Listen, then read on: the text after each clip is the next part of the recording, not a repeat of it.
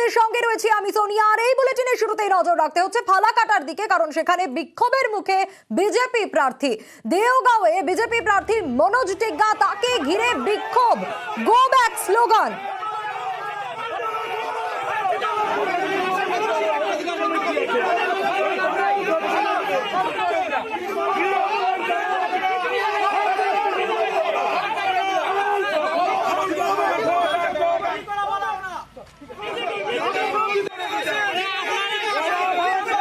ফালাকাটায় বিক্ষোভের মুখে বিজেপি প্রার্থী, দেওগাঁওয়ে বিজেপি প্রার্থী মনোজ টিগ্গাকে ঘিরে বিক্ষোভ, গো ব্যাক স্লোগান। শুধু মনোজ টিগ্গাকেই নয়, স্লোগান বিজেপি বিধায়ক দীপক বর্মনকে গো ব্যাক স্লোগান।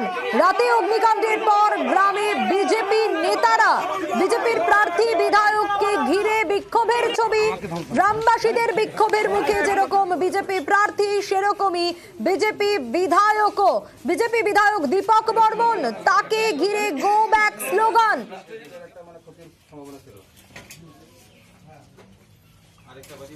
আপনারা জানেন যে অন্য অন্য রাজ্যে ভোট হয়, কিন্তু মানুষ জানে না যে কিভাবে হয়, শান্তিপ্রিয়ভাবে ভোটটা হয়ে যায়। কিন্তু পশ্চিমবঙ্গে যখনই ভোট ঘোষণা হয়, প্রত্যেকবার কোনো না কোনো এখানে সন্ত্রাস করা হয়, মার্ডার করা হয়। আমাদের যারা কর্মী থাকে তাদেরকে সেটারই একটা উদাহরণ হিসাবে আপনারা আজকে ফালাকাটা বিধানসভায় দেওগাঁও গ্রাম পঞ্চায়েত এলাকাতে দেখতে পেরেছেন যে কিভাবে মোটরসাইকেলে আগুন লাগিয়ে দেওয়া হয়েছে এবং সর্বস্ব নষ্ট করে দেওয়া হয়েছে। এখানে আমরা এটাকে প্রশাসনকে জানাবো এবং আমরা চাই তাদেরকে চিহ্নিত করে অবিলম্বে তাদেরকে গ্রেপ্তার করা হোক।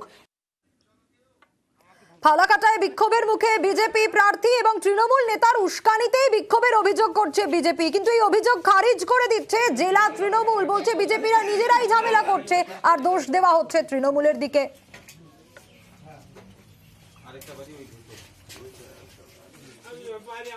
আমি কখনো বলিনি রাজনৈতিক এটা কোনো কারণ, এখনো বলবো না।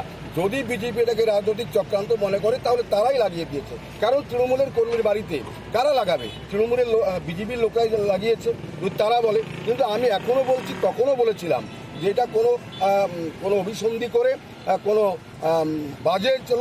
বাজে কাজ করেছে, তার বিরুদ্ধে ব্যবস্থা নেওয়ার জন্য। চক্রান্ত যেই করুক না কেন, চক্রান্ত করেই হোক, যাই করে হোক, এটাকে আমাদের রাজনৈতিক লোক লাগানো চাইনি। যেহেতু বিজেপি লোক রং লাগানোর চেষ্টা করছে, আমাদের কর্মীর বাড়িতে আমরাই লাগাবো। আমরা কিন্তু এর আগেও বলিনি যেটা রাতের দুষ্কৃতীরা করেছে, আমরা বলেছি। যেহেতু তারা বলেছে, আমি বলতে পারি তারা জানে তাদের লোক লাগিয়েছে, তাই তারা বলছে তৃণমূলের লোকরা লাগিয়েছে। তাদের বিজেপির কর্মীরাই এখানে রাতের অন্ধকার আমাদের কর্মী বাড়িতে লাগিয়েছে। আমার মিসেস যখন সকালবেলায় ছাপা করতে আসে তখন জানতে পারে, দেখে যে এটার মধ্যে আগুন লাগছে। রাত্রিবেলা আপনার টের পান? না, রাত্রিবেলা আমরা পাই নাই। তখন আমাকে বলে যে কে আগুন লাগাই দিছে।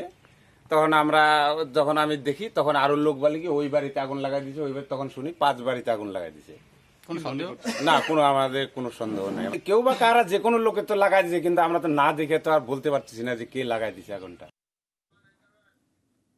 পাহাড়ে